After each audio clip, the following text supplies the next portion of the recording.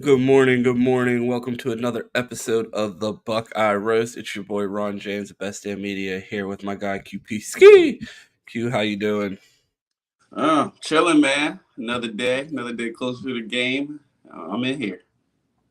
Absolutely, absolutely. Early start here. We haven't done one this early, and by early I mean 7 minutes late. To Oh my the god, dismay of the chat. Chad won't let you live it down. I thought I was being prepared. I wrote the show last night, did the graphics, had the studio set up, and then my alarm went off at 7:40, and it's like, all right, move those feet out of bed. You did everything but hit the start button. Everything but start button. Our guy Bina knows what it is. It's 8-ish. 8-ish is when the show starts. But man, we got a full show today. As you see on the cover, we're talking about the OSU running game. I have had a hot take since the offseason that Ohio State has the best running back room in the country. And every time I tweet that, I have Michigan fans in their feelings. So why not do a whole episode dedicated to that today, Q? So we're going to jump right into it. Okay. I wanted to ask you, just this, for starters, do you agree with my assessment that Ohio State has the best running back room in the country? Once you definitely break it down 1 through 5, you're like, all right, like we had 5 guys who could basically go. Well, I guess before with Evan Pryor coming back. So let's go 1 through 4. We had 1 through 4 guys who can go, and you weren't worried about who the starter was that week. You can definitely feel like we could win the game with any of them in, and they proved that this week. Like we all had different running back takes coming into the season. I rode Trey, but other guys took other backs. So don't worry about all that. But everybody has got their opportunity. I think about mid-season, I was like, well, we can't say really any of us was wrong because the guys have showed up and performed. So I would say definitely 1 through 4. I'm right with you there. The best running back room in the country. Absolutely. You say 1 through 4. The Buckeyes have started, or at least had 4 different guys lead the team in rushing this year. You had Travion Henderson, Mayan Williams, Chip Trainum, and Dallin Hayden. And to see all of those guys come in and be able to contribute when their number was called and be able to lead the Buckeyes to victory has been huge. And I think that speaks to the depth within the team. Even Mayan Williams didn't have the greatest statistical performance against Penn State. That was arguably the Buckeyes' biggest game of the season to this point, and he stepped in and was able to get the job done. I believe he had 63 yards and a touchdown.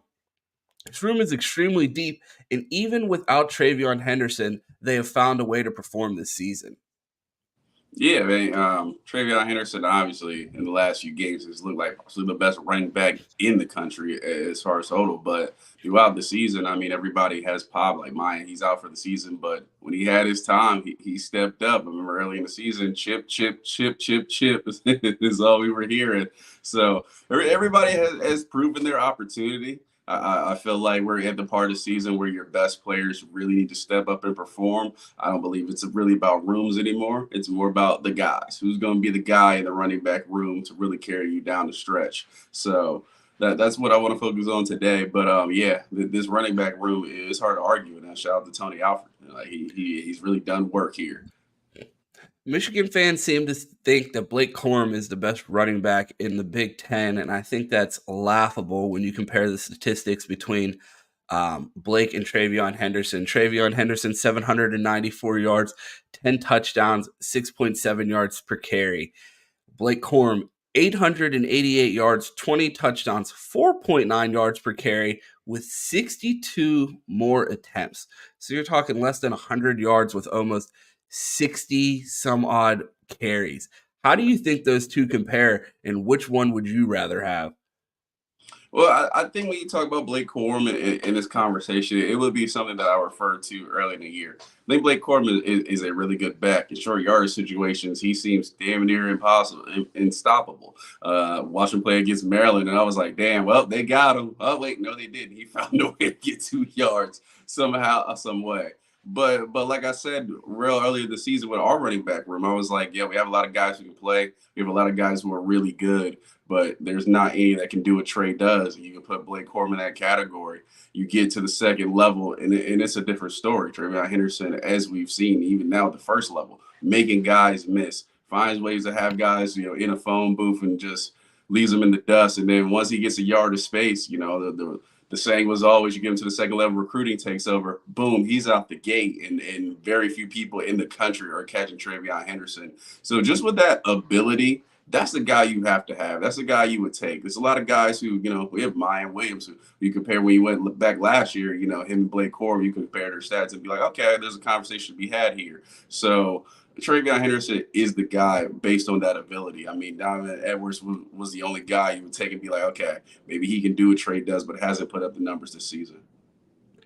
Yeah, TreVeyon Henderson would have about 1,200 yards if he had the similar attempts to Blake Corum. I know Blake has the 20 touchdowns, but I mean, he had three the other week, and I believe all three of them were 1 yard touchdowns. It's that run rate that he benefits from. It's like being a wide receiver in the Ohio State offense. I think that TreVeyon Henderson has a big play explosion that Blake Corum doesn't have. While you see Blake Corum with I believe he had like a 35-yard run last week. It was a nice big play, but his longest run on the season is 54 yards, while TreVeyon Henderson's is 75. Trey has a different type of speed, and I know Mike has been a Mayan Williams guy most of the year, but he has always said if you're going to use TreVeyon Henderson, find ways to get him the ball in space, and I think him becoming a part of this pass game is adding another dimension to this offense. And we've talked all year about, is this offense finally going to click? Are we going to see a complete game for the Buckeyes? And I feel like one is brewing because we have Cade Stover coming back healthy. TreVeyon Henderson is running the best he's ever had in his career. Marv's been going. Kyle's been protecting the ball. Can these guys find a way to put it all together? And I really think the way that TreVeyon Henderson is running the ball right now will really complement this offense. And that's one of the reasons why I believe the Buckeyes will win on Saturday, is because we're adding this element of TreVeyon Henderson that we were missing last week. And one thing that I want to mention is we talked about the big play explosion. It seems like every time the Buckeyes need a big play, TreVeyon Henderson is there for a long run to bust one off. And he was able to do that in the Notre Dame game, which I'd argue is probably the most underrated and most important play of the Buckeye seasons this year. TreVeyon Henderson, Chip Trayanum gets all the credit for the 1 yard touchdown at the end of the game for the game winner. But who knows what that game looks like if TreVeyon Henderson doesn't get that run to start the second half. Yeah, man. Before I jump into that real quick, everybody, got 35 people in here. Make sure y'all like that video. We appreciate y'all coming in. We know it's hate week. Everybody's in here early. The chat was going. So thanks for hanging out with us like that. And if somebody don't know about us, let them know we in here every morning, 8-ish a.m. But yeah, you talk about the Notre Dame game and TreVeyon Henderson with that run. I very bit up much on record that Ohio State got outplayed in that game, and you're right. TreVeyon Henderson does not, hit it for 75 yards and just go out the gate and score that touchdown. That game almost looks dead in the water there. The offense had struggled the entire game, and that was the play that kind of turned it around. They'll be like, all right, we're in here now. If we put together one drive, we can win this. So you're definitely right with that one, and that's just something he offers that any other running back, they take that run, they probably don't score. So, which is what the doctor ordered in that game. We needed it, and that's the difference with TreVeyon Henderson. So there's been a lot of crossover between these teams in recruiting in the past few years. Everyone knows the story of J.J. McCarthy and Kyle McCord. Kyle McCord getting the offer while J.J. McCarthy is on the visit. J.J. tried to commit to the Buckeyes. They weren't going for it. Another recruiting battle that doesn't get talked about a ton is the battle for Donovan Edwards, a back that the Buckeyes were interested in at two spots. They were recruiting 3 running backs. They were going after Evan Pryor, Donovan Edwards, and TreVeyon Henderson. We know how that ended up. Donovan Edwards has a career game against the Buckeyes last year, goes absolutely nuclear, cements, I guess, his decision as far as putting his stamp on the game and his legacy between these two programs. But you look at his production this past year, and what was a two-headed monster has turned into a one-man show with Blake Corum. Donovan Edwards this year, his yards per carry have been cut in half down to 3.5, down from 7.5 yards per carry last year. Only 323 yards on the season. less than Chip Trayanum has the same amount of touchdowns on 25 more carries than Chip Trayanum. Are you surprised by the production that we are seeing out of Donovan Edwards this year? I know they're missing some skill position on the edge as far as a wide receiver, so they're trying to get Donovan more involved in the slot.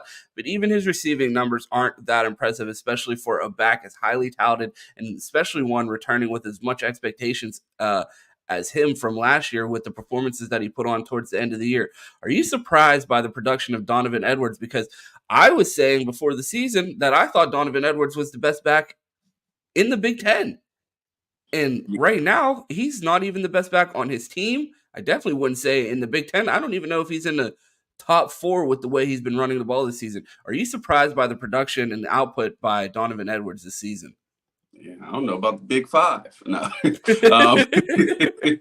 Yeah, man, I'm with you. I was very adamant about Donovan Edwards being probably maybe the best back in the Big Ten. I thought him and Nick Singletary probably had that debate up there because Trey wasn't quite healthy, even though we had a lot of cap earlier this season. People were like, I don't even know if Trey's top 5 in the Big Ten. I'm like, all right, all right, just wait. We'll see. But Donovan Edwards, I'm very surprised by his production. I put on record, I was like, yeah, he's better than Blake Corum. If you go pound for pound, he outstats him in every statistical category, and that has changed this season. So I'm hoping that does not change. He does not wake up, stay sleeping. You got one more week, just continue to take a nap. But I am surprised because that is the guy you compare to Trey. We look back at recruiting.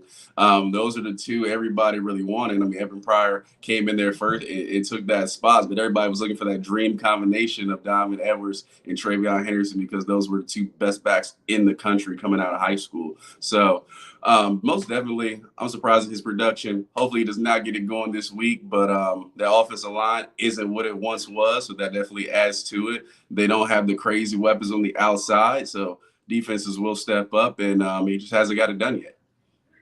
I'm interested to see if they try to get him more involved with the success that he did have against this defense last year. I'm not entirely convinced that Michigan beats Ohio State last year if Blake Corum is healthy.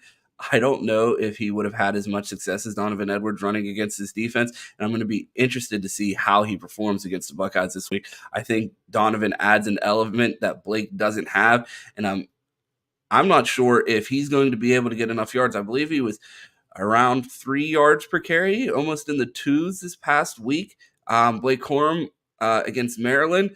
If he struggles against the Buckeyes, do you think we see Donovan Edwards more than in the backfield than we have so far this season? That's a good question. And when you think back to last year, Donovan Edwards didn't really have much success against Ohio State either. They got to be gap sound. As long as Ohio State is necessarily gap sound, neither of these running backs really bother you. Donovan Edwards is the one you would rather less have in space because he has the ability to, make Lathan Ransom look slow and be down the field 70 yards later. So that definitely got to worries you in open space, especially, with our linebackers are not exactly known as we're sideline to sideline.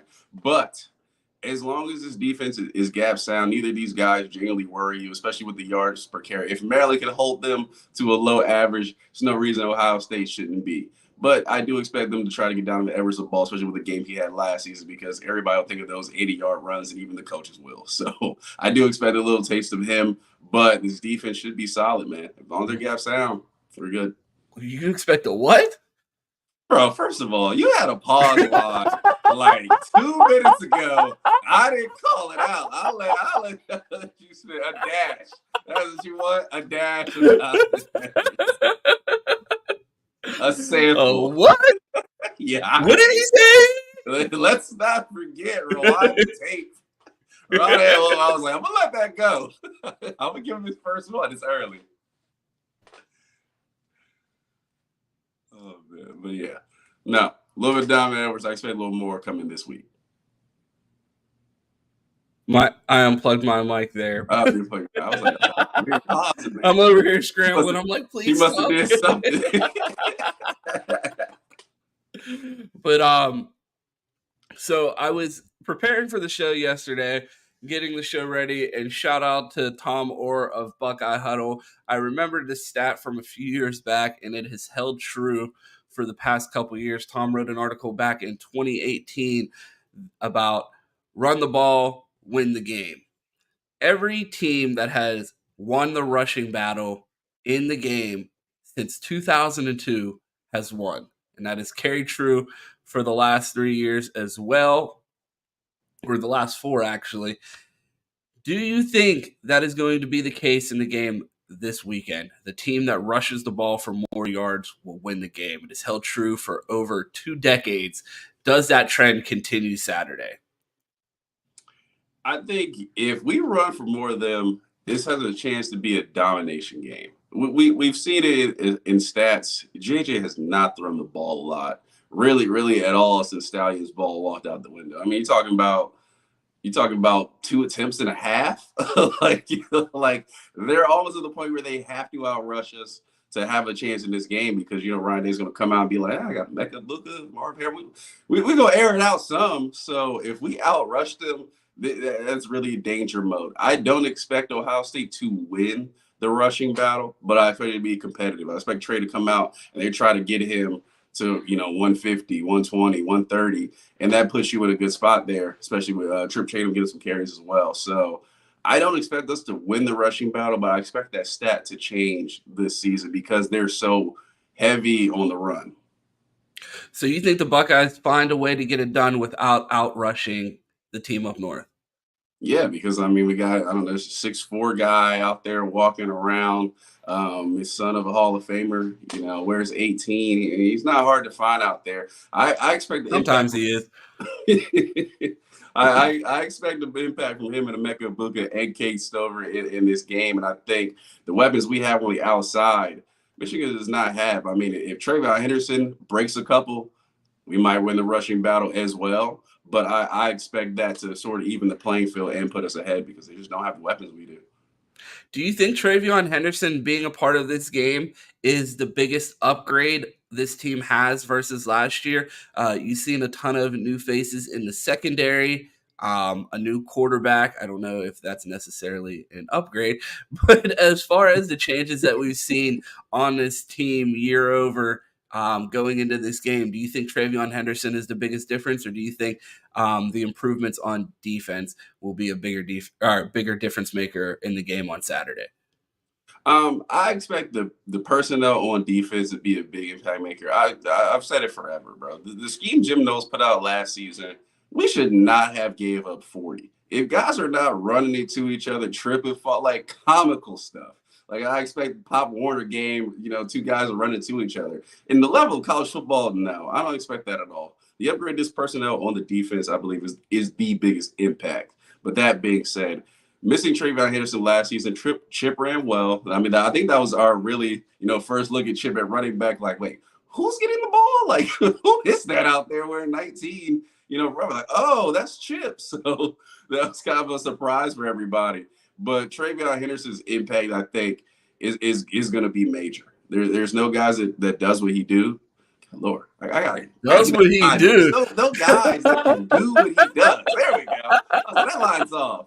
Those guys that does what he do. That's what he do. So that is a major impact that we didn't have last year, but I don't think that outweighs the defense. Like I said, Travion Henderson gets to 120 in this game. I say you can almost book it because I think this defense really holds them. We're talking low 20s. Yeah, I mean, the number that Chris Drew and I have discussed all year is 17, not thinking that any team in the country can score more than 17 points on this defense. And nothing that I've seen out of Michigan the past couple weeks leads me to believe that they are any different than the teams that we've discussed earlier in the season as far as their ability to score over 17. Our guy Doug in the chat was way ahead in the show notes. One of the first questions he had this morning when we got in here: doesn't mean the offensive line is better than we thought when we were talking about Travion Henderson's success. I wanted to ask you, Q, how impressed have you been with the development of the offensive line this season and their run blocking improvement? Because at the beginning of the year, again, we talked about how you could go back and watch the tapes of the early shows. We used to do this all the time because that's what our offensive line was always doing. We'd either see a sack or a running back tackled for a loss, and you're not seeing our offensive linemen getting up off their ass because they're getting pushed around. They're standing around with their arms in the air because they don't know who they're supposed to block. And I feel like I haven't noticed that in a game in weeks. Honestly, after the Notre Dame game, it seems like the offensive line has improved damn near every week. I mean, the pass protection has left a little bit to be desired, but even Kyle has seemed like he's been upright more the past few weeks. So, what are your thoughts on the offensive line's improvement and how much of an impact do you think that's had on the success we've had in the running game? No, I think it's had a major impact. I think for the most part, they played really good ball. I remember we sat here for an episode of Buckeye BS, and Mike backed me. I said one thing we're not going to do is blame the lack of success of the offensive line on Justin Fry. He'll get them right.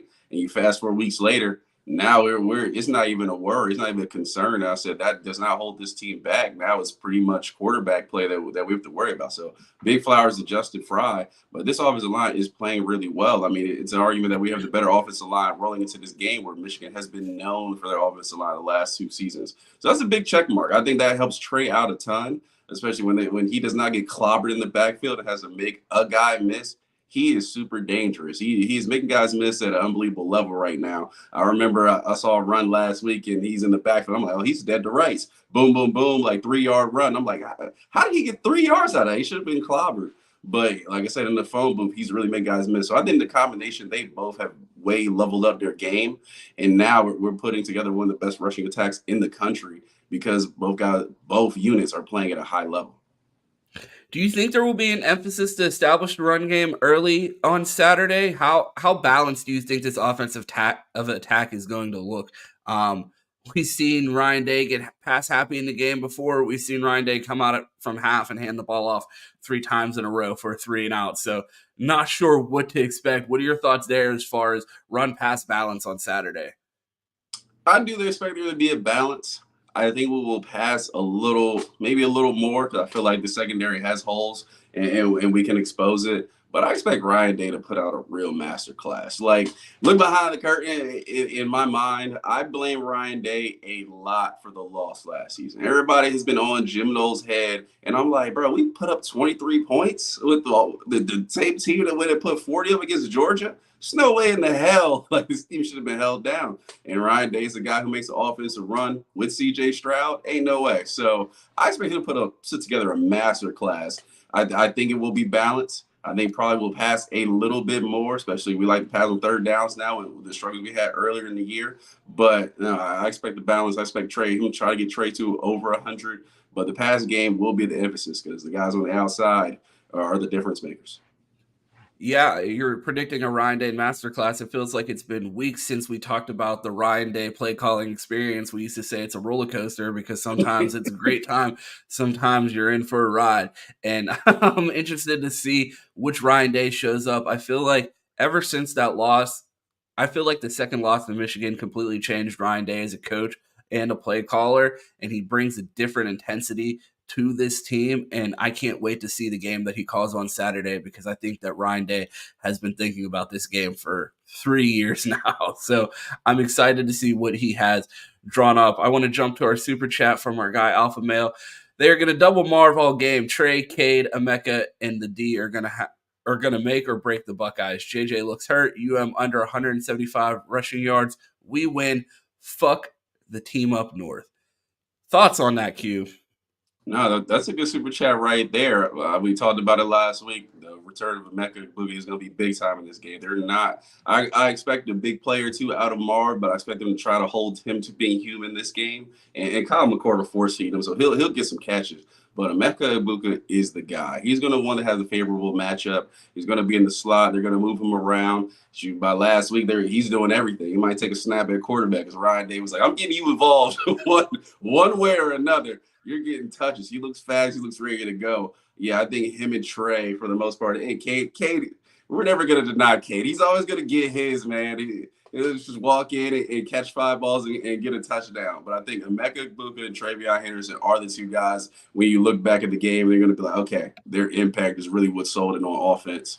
And those two guys will play well. And I love that number because Ronald's actually going to ask you. So lead us up here. The over-under on Michigan rushing yards, where does it need to be to win the game? Ooh. 175 is maybe that's a little high I, for me. I might go to like 155. that's 155. right around the range that I was thinking. And I feel like if they're able to keep them in check that way and then put JJ McCarthy in predictable passing situations, I don't think that these tackles are going to be able to hold up against our edges. And I feel like we're getting hot at the right time. You're seeing Jack Sawyer look like the guy that everyone has expected him to be as far as that menace in the backfield, 3 tackles for losses, a sack last week. Um, just seeing that pressure, I think if the Buckeyes are able to limit them in the run game and force them into predictable passing situation, I think JJ McCarthy will fold. And I'm really interested to see how this team looks without the signals because objectively, they have been worse without Connor Stallion these past few weeks. Yes, they've been getting it done and winning these games, but at the same time, they've struggled in different areas. They've been worse at identifying pressures. They've been worse in the pass game. JJ McCarthy has not thrown a touchdown since Connor Stallions has left the sideline. So it'll be interesting to see how much the cheating scandal has an impact on the game this week. We got another super chat from our guy Cam Thomas. A big shout out to Alpha Male for this past one. We always appreciate these super chats. EE will be the X factor. Need a big game from him. That's something that we talked about throughout the week about how important it was to see Emeka Ibuka lead the team in receiving last week. I know the Buckeyes didn't have a massive passing game in the past, massive performance in the past game, but it was great to see Emeka lead the team and really get involved because it seems like he hasn't looked like himself the past few weeks. To see him out there and look healthy and lead the team was great to see last week. Yeah, no one else can does what he do. Oh man, no, we talked about it, man. Becca Booker needed a game with touches last week to kind of get back in his rhythm, and I'm with you, Cam, 200%, man. He is the guy this week. You look at Emeka Booker, you get him to around 100 yards, a touchdown, maybe two. I mean, that might be good night right there. As long as he plays, if he plays well, and you know about him at the end of the game, you're like, man, he had a good impact. I believe the Buckeyes win. I believe it's not even up for debate. So him right there having a big time game, get Travion Henderson to over 100 yards, and I think we are good money.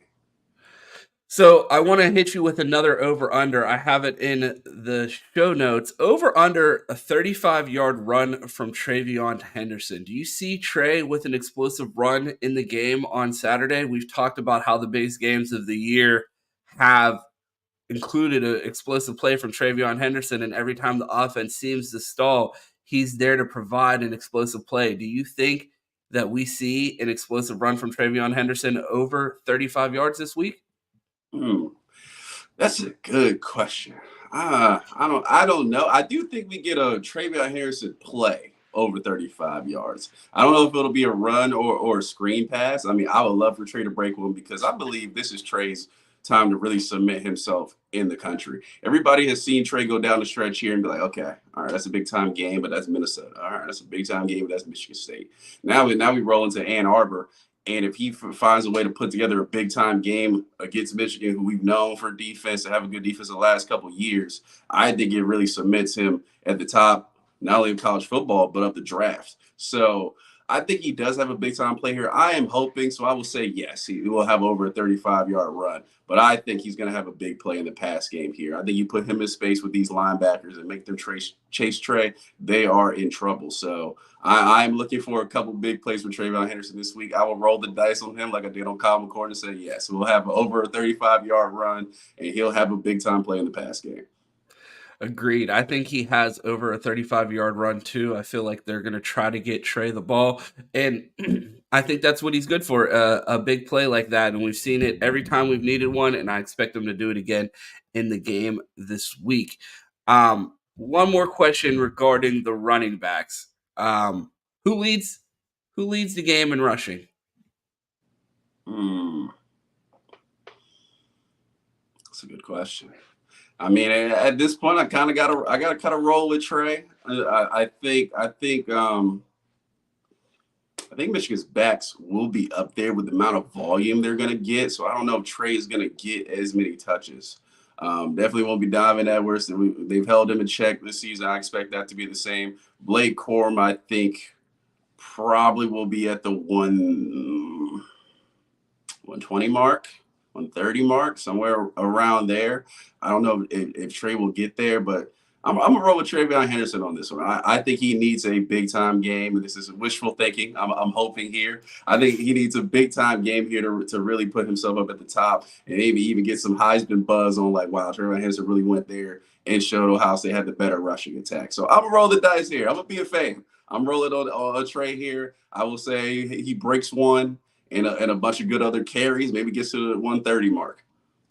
Yeah, I mean, I really hope that Travion Henderson's able to break 100, and I'd like to predict that Travion Henderson leads the game in rushing because I think if Blake Corum gets over 100 yards, you would imagine JJ has some yards rushing. You would imagine that Donovan Edwards has a few yards rushing, and I think if Blake is able to crack 100, that is not a good thing for the Buckeyes. I wanted to talk about as continue this theme of talking about the run game and ask you about the quarterback's involvement in the running game this week. I want to start off with a laughable question. Do we see Kyle McCord try to become a gamer and run the ball a few times this week just because knowing that this is almost like a win and you're in type situation? It's now, I mean, every game's a playoff game from here on out. Does Kyle start putting it all on the line? And do you see scenarios where Kyle might feel the need to scramble or feel the pressure and get upfield? We see JJ's involvement in the run game for the team up north. We haven't seen it as much from Kyle. Do you think, with the stakes being so high, that we see Kyle McCord get out there and run a little scramble? That's a good question. I mean, Kyle has shown the willingness to. He sees nothing. He runs and go gets five. I don't expect him to be an impact in Nigga this. Ryan Day called a designed run Yeah, for Kyle that was after he crazy. limped off at halftime. I'm like, what are you doing? I try to put that behind my memory because that was absolutely crazy. I would call a run for him if he didn't limp off, but but I expect him to do what he have to do to win, man. I expect him if everybody's covered, go run for 5 yards. When we complained about from CJ last season, and Kyle has nowhere near the athletic ability that CJ does. Kyle will go get you five or go get you seven at need be. But if he can nickel and I guess nickel and a couple pennies you every now and then, he has an impact felt. But JJ obviously is the one that really concerns you. He's athletic, he's a gamer, he gets outside the pocket. I remember the one that everybody rode Denzel Burke last year for the Michigan game. And I'm like, he gave up one pass to JJ ran for 20 yards outside and then threw downfield. So I expect JJ to try to make things happen. But Kyle will have one run there. I'll say one run over 10 yards. I'll throw him some credit. One run over 10 yards in the game. So I want to ask about another Ohio State quarterback. Does the DB33 package return in the red zone? We saw Cade get a score in the red zone. We saw the Buckeyes have to kick a couple field goals. Do you think that Devin Brown red zone package makes an appearance in the game? I mean, I hope so. I mean, Devin's been out, so we haven't really seen him the last few weeks. And last week, he looked like he had spat wrap on his ankle. It was completely taped up, and he didn't come in the game. So I don't know if he's healthy enough to go yet. I would hope to see it, but I don't expect to. I expect to see what we saw last week with Kyle getting this offense driving and trying to score in the red zone, and it has to have the success because that is the one thing. The Buckeyes have lost, it felt like, so many good games because they get into the red zone and just kick field goals. You cannot have it. It's hard to drive on these teams, especially Michigan. Their defense is way leveled up when we played the last couple of weeks. So Kyle has to execute. Like Zach was saying, he can't skip over his reads where guys are just open. It's like, oh, that's a touchdown. Nope, because he didn't see him. He can't airmail it to the popcorn man and miss Julian Fleming streaking in the end zone. Like he's got to get it done this week. But I don't expect Devin Brown just to show up with a Superman cape on. Kyle's got to get it done in the red zone. Yeah, I would love to be a fly on the wall wherever Urban's watching the game just to see his reaction because if we see a jump pass on Saturday, ooh wee. I know Herb's gonna be loving it. So I saw that on the timeline this past week that everybody's calling for the Devin Brown jump pass. So keep an eye out for that. Maybe we'll see it. We'll be interested to see if Devin Brown becomes a part of the running game on Saturday. One last thing, does JJ's mobility concern? Actually, before we get to that last question, I want to get to another super chat. Shout out to our guy Alpha Male. Big thank you for that. Interim head coach for Scum. No aggro calls. Buckeyes by 50. I do want to ask you about that. a lot of the talk on the timeline this week is that Sharon Moore gets tight with his play calling anytime JJ gets sacked or turns the ball over.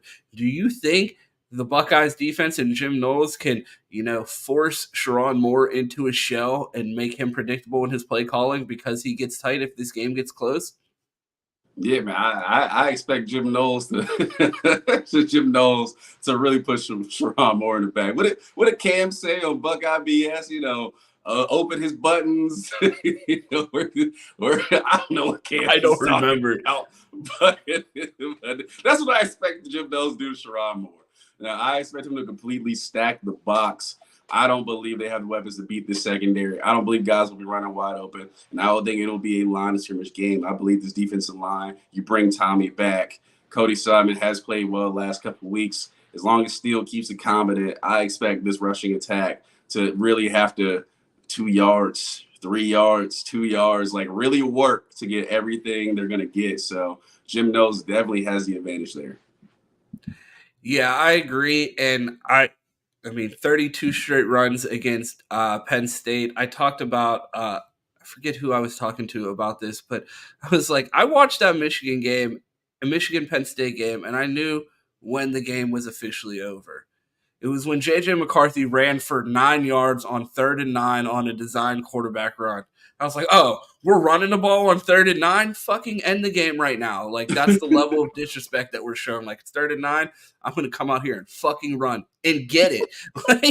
like that is just ridiculous. But the thing that I said about that was, you're not running on 3rd and 9 against the Buckeyes and getting it. I can promise you that. So I think if the Buckeyes are able to get stops on 3rd down, which I believe they're going to be able to do, I really think that this Michigan team is going to struggle. It's just the hope of, can the Buckeyes put the pressure on them by having success on offense to really reward the defense for the stops that it's getting early on, if they're able to do it. Yeah, and this is another chance for the secondary to make their mark. We haven't talked about the defense much, but we talked about the corners in the secondary, how well they are playing. You got Jermaine Matthews is out balling out, number 1 graded in the Big Ten. Is a chance to put their mark on this. Like, these guys have not troubled really much of anybody, especially the last few weeks that Stallion Ball has left. Go out and lock these receivers up and say, hey, Tommy, hey, Tyleek, like, we got this. Win the line of scrimmage battle, and we win the game. I expect the big time game from the front seven. I mean, that again, you want to talk about the game. We talk about the rushing attack versus each other. Our front seven versus their offensive line. Their offensive line isn't what it was. We all know that. We think our front seven is as good as it's been in the last few years. So let's see. Let's see what happens with the line of scrimmage. I mean, JT and Jack Sawyer aren't exactly getting to the quarterback every other play, but in the run game, they have been essential. As long as we are gap sound, I do not expect them to run the ball with much success, especially when they have to run by volume instead of nickel and dime us down the field. So that is a matchup we're all looking for. If we can win that one, I expect the secondary to be solid and stamp their name as one of the best in the country. And let's see what happens. I was like, I feel like my mic's disconnected. It was. It's best One question. Yeah, it's kicking my ass today. One more question before we get out of here. How much of an impact do you think J.J. McCarthy will have in the run game? One of the things that I always worry about when I watch that team is his ability to scramble. You talked about his ability to extend plays with his legs and then find open receivers. That scramble drill is probably their best offensive pass play, and they find ways to get him involved in the run game regularly. Rumors that he's dealing with a potential injury. I don't know if that is going to limit him in the run game, but again, this is a win and you're in type of situation. I feel like you have to lay it all on the line. So if he's capable of doing it, he will. Do you think JJ finds a way to become a factor in the rush game this week? Man, I saw Steele make an open field tackle last week. Buckeyes by 50. Man, yeah, the linebackers have to be on them. JJ can make things happen, but as long as they're short tackling, I don't expect too big of an impact. I mean, he's going to get a good run or two, extend drives. We know that's going to happen. That's kind of part of football at this point. But as long as he does not go crazy, I expect these linebackers to hold him in check. And we got this dude rolling around like 6'4", 230. Like, I don't want to be running with him coming downhill. And Sonny Styles is going to be a guy really early. I'm like, look, you want to run, you're going to pay the price for it. So, like we said, we're hoping he pulls one and rolls out, and you catch him or Josh Proctor coming down the hill, and that'll be the end of that. So I'm hoping somebody lays JJ out, especially for the message he's been talking the last 2 years. Like just one time, like he went over there, and I think Denzel Burke didn't really put a hit on him a year ago. I do not expect that this season. I think they're waiting for a shot for JJ. Like, yeah, please roll out. Let me get an I, opportunity to hit you. So I need Jack Sawyer to get a sack and hit him with all the force of Ohio and all of the frustration of every Ohio State fan from the past 2 years. I need him to get out there and smack JJ around. But man, I had a great time talking about the rushing element of this game. I want to talk about the quarterbacks later this week. We'll do some over unders. Tons of content coming to you this week. We have the Fans Edge tomorrow night. Chris Drew and I will be on Bleacher Report tonight for an instant reaction to the college football playoff rankings. Our guy Travis with a super chat before we get out of here. So let's jump into that. I was getting into the outro, but we are still here for it. Ryan's been pretty aggressive with going for it on fourth down in the red zone. Do you want to see him go for it, or do you want him to take field goals? OH. I would prefer for us to find ways to get into the end zone once we hit the red zone. But I don't know. It's a delicate balance, man. I feel like that's why they pay him $8 million and not me, because there's times where I'm yelling at the screen, go for it, and then there's other times when I'm like, kick the points and take the field goals, and I think it's all going to be on the feel of the game. And if the offense is rolling and you think that they're having success against the defense, I need Ryan Day to go for it. But if they're struggling and we have the red zone struggles that we've seen, just get the points at this point, because I feel like, I'm watching two teams that are offensively deficient in the Ohio State Buckeyes and the Pittsburgh Steelers. And my Steelers could have won a game with all field goals last week. So don't be afraid to take the points. I need Ryan Day to have a good pulse on whether or not the offense is able to get it done. I think if they're having success and the offense feels like it's rolling, Ryan Day needs to get touchdowns on the board. But if they're struggling, don't get too cute and just take the points, and don't get too prideful and let Jim Knowles win this game with defense. Yeah, I always feel like when a short yard situation, like when you get to the 5 yard line, at that point you have to score. Like just getting, say we're on the 17 or something like that. Yeah, you want to take the points. When it's very short yardage, you got to roll with your offense. I think you got to get the full touchdown here, because those pay dividends. I mean, field goals keep teams in games, and we've seen that religiously from the Buckeyes. Think back to that Clemson game.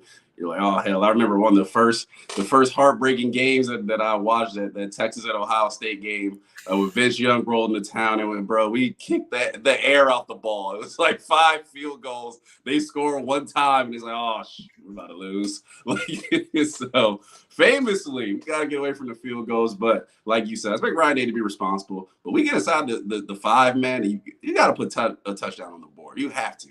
With the weapons that we have on offense, there's no reason that they shouldn't be able to scheme something up, especially with Ryan Day's play calling. I feel like we've seen a bunch of setup plays this year that kind of look gadgety, but we haven't really done anything out of it. We've run some simple looks. So I would imagine Ryan Day does have some interesting plays up his sleeve. I don't know if they come out in the red zone, but I do think it is imperative that the Buckeyes find ways to get into the end zone, and if they don't, they have to get points on the board. I don't want to see turnovers on downs in the enemy territory, so I would love them to just either way just get points. I don't want to see any turnovers on downs.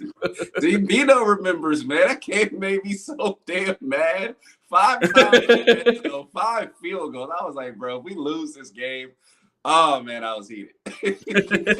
So bad. Every time I watch that USC Texas, I'm like, we should have been there, man. We had them. We had That should have been me.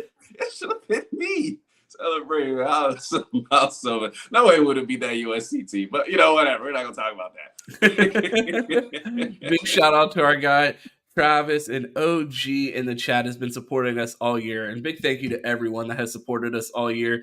It's almost been right around a year that Best Damn Media has been around. We got our logo about 2 or 3 weeks this time a year ago, about the early November. So leading up to the game was the start of our coverage of Ohio State football, and man, it has been a roller coaster of a year, and a big thank you to everyone that has supported us along the way. We love doing this show with you guys.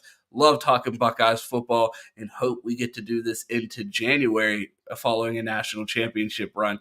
But it was great talking rush. What were you going to say? Oh, no, just fingers crossed. But Doug got a question for you. He said, "What time are you going to do your other shows this week, Ron?" This week, we will be live at 8 p.m. tonight on the Bleacher Report app, me and Chris Drew, for the instant reaction for the college football playoff show. I am going to try. We will be live before 8:10 every morning here for the Buckeye Roast. I don't know if we're going to do a live show on Thanksgiving, but we definitely will have a pre-recording or something ready to go for Thanksgiving morning. Friday again before 8 a.m. Saturday morning, the college football pregame show. We will be live at 10 a.m. Still not sure if I will be at the Chris Drew Estate in Ohio for the game or if I'll be watching from here yet, but we may have a single shot show for you on Saturday. And then we have our instant reactions right after the game. I will be live on Bleacher Report with Chris Drew. Q will be live with Mike on the Voice of College Football Ohio State channel. And then, of course, the flagship Buckeye BS at 10 a.m. on Sundays. That pretty much covers them all. And then we have the Fans Edge tomorrow night, the national show. I know that Mike and Cam are doing a special edition for the game on Saturday. So that will be an Ohio State-centric show on Wednesday, even though that's our national show. So make sure that you tune in. Make sure that you like and subscribe. Hit that notification bell so you never miss a live. Hugh, let the people know where they can find you. Yeah, well, first, man, appreciate Cam, Travis, and Alpha Male with a couple super chats, man. Appreciate y'all pulling up. See what they always a good time. And actually, Ron, I got a quick question for you, man. We a lot of times do over unders. We used to do them Send all it into the super chat. Unfortunately, you have to hear me because I can unmute myself. But man, I know we talk over unders a lot. Man, you think maybe Friday we should check the stats for the game and maybe play some bets? Is that something the chat will want to do? I know we got a lot of predictors in here. Talk about they know what they're talking about. I want to make some money, so maybe we do that on Friday. You see what we should absolutely do an over under show, and we should do a recap. We got to go back and tally up because I know I think up to the Notre Dame game, or at least maybe a game or two past that, we did do over under shows every Friday. So it would be good to see a season total and see where we're at going into the final game of the regular season as far as our over under prediction games. So we should definitely put one of those together and do some over unders for Saturday. What was that? Be fun. Put a little money on the line. But yeah, man. If you want to or an eyebrow. Oh man. If you want to find me, I'm at City Boy Quitting on Twitter. Find it Johnson on Instagram. Not very hard to find. DM me. I will be here every morning around 8 a.m. this week. And it is game week, man. Happy to be here, Ron. Absolutely. If you want to find me, you could find me at 2Ts on Twitter. That's 2_TEES. You can find me here on the Best Damn Media YouTube page 7 days a week. You can find me on Bleacher Report tonight at 8 p.m. for an instant reaction to the college football rankings with Chris Drew. We appreciate you guys pulling up for the Buckeye Roast. Go Bucks and OH. Ayo. Yeah.